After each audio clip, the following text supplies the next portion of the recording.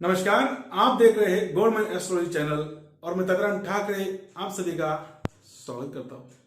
Friends, Diwali क्यों मनाते हैं और दिवाली मनाने के पीछे की कौन सी वजह है, किन वजहों की कारण हम दिवाली मनाते हैं। फ्रेंड्स, हर कोई दिवाली मनाता है, लेकिन अगर आप किसी से वजह पूछो कि दिवाली क्यों मनाते हैं, अगर कोई बच्चा पूछ ले कि दिवाली मनाने के पीछे की राज क्या है, ऐसा क्या हुआ था कि दिवाली मनाना शुरू हो गया। दिवाली मनाने के पीछे बहुत सारी मान्यताएं, बहुत सारी घटनाएं, उनकी वजह से दिवाली मनाई जाती है। उसी में से कुछ 6 घटनाएं आज हम आपको बताएंगे।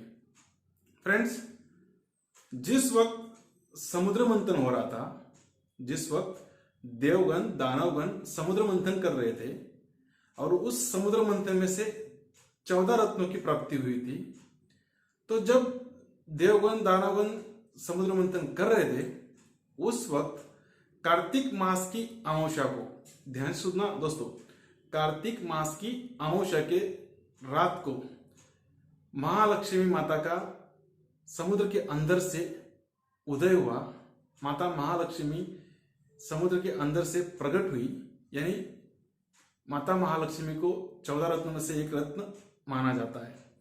तो जब माता लक्ष्मी का अवतार प्रकट हुआ, जब माता लक्ष्मी प्रकट हुई, उस वक्त देवगण दानवगण सभी ने माता लक्ष्मी की स्तुति की, अपने हिसाब से पूजा अर्चना की, और उसी दिन से हर कोई इंसान माता लक्ष्मी की दिवाली की रात को अपनी यथावत, यानी अपनी इच्छा के अनुसार, अपनी ताकत के हिसाब से पूजा अर्चना करते हैं, माता लक्ष्मी को खुश करने की पूरी कोशिश करते हैं। यानी द्वार के अंदर अलग अलग तरह की रंगोलियां निकालते हैं, सबसे ज्यादा दिए जलाते हैं कि अपने घर में ज्यादा रोशनी हो, जिससे कि माता लक्ष्मी प्रसन्न होकर हमारे घर में प्रवेश करे। दिए जलाते हैं, लाइटिंग लगाते हैं, डेकोरेट करते हैं, फूलों से रास्ता बनाते हैं। ऐसे बहुत से डेकोरेशन है, जिन्हें जैसा जमता है वैसे करते हैं। तो दिवाली मनाने के पीछे का ये पहला रीजन है। दूसरा रीजन, जब श्री राम जी अयोध्या लौटे, यानी जब श्री राम जी माता सीता, भ्राता लक्ष्मण 14 साल का वनवास काटकर जब अयोध्या लौट रहे थे रावण से युद्ध जीतकर, तो जिस दिन उनका अयोध्या में प्रवेश हुआ, उस वक्त अयोध्या वासियों ने हमारा राजा 14 साल का वनवास काटकर वापिस आया, इस खुशी में हर एक ने अपने आंगन में, अपने घर के सामने, द्वार के सामने अच्छी से अच्छी रंगोलियां निकाली, लाइट्स लगाए, अलग अलग कलर के दिए जलाए और नए कपड़े पहने, राजा का स्वागत किया।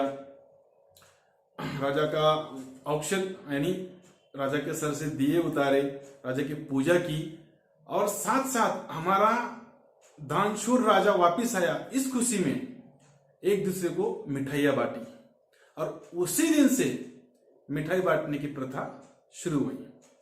यह था दूसरा रीजन।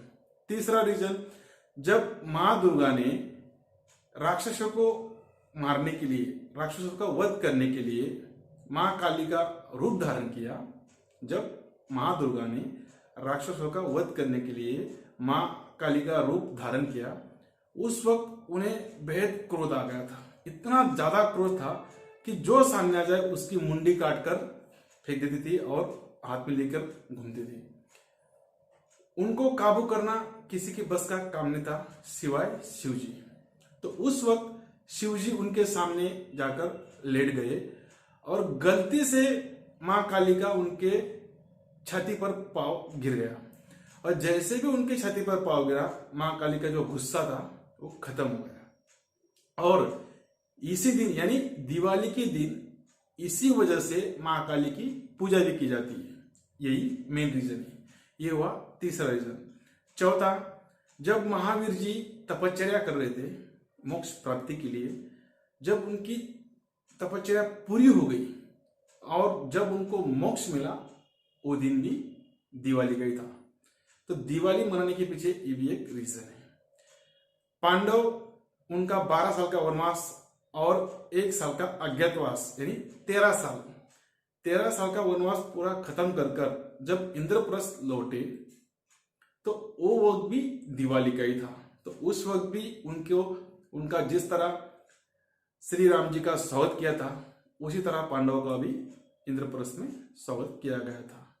उसके बाद माना जाता है कि माता लक्ष्मी और विष्णु जी ने दिवाली की रात ही माता लक्ष्मी और विष्णु जी ने दिवाली की रात ही विवाह किया है, उनकी शादी हुई है। तो फ्रेंड्स, ये कुछ घटनाएं जिनकी वजह से हम सब दिवालियां मनाते हैं। इतना बड़ा त्योहार यूं नहीं मनाया जाएगा, इसके पीछे और बहुत सारे वजह है।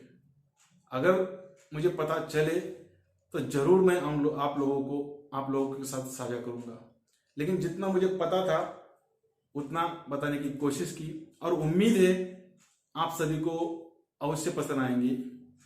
अगर आपको हमारी जानकारी अच्छी लगती है, समझ में आती है, सो फ्रेंड्स हमारी वीडियोस को लाइक कीजिए, हमारी वीडियोस को शेयर कीजिए और हमारा चैनल अवश्य ही सब्सक्राइब कर लीजिए, जिससे आने वाले अगली वीडियो की नोटिफिकेशन आप तक आ सके।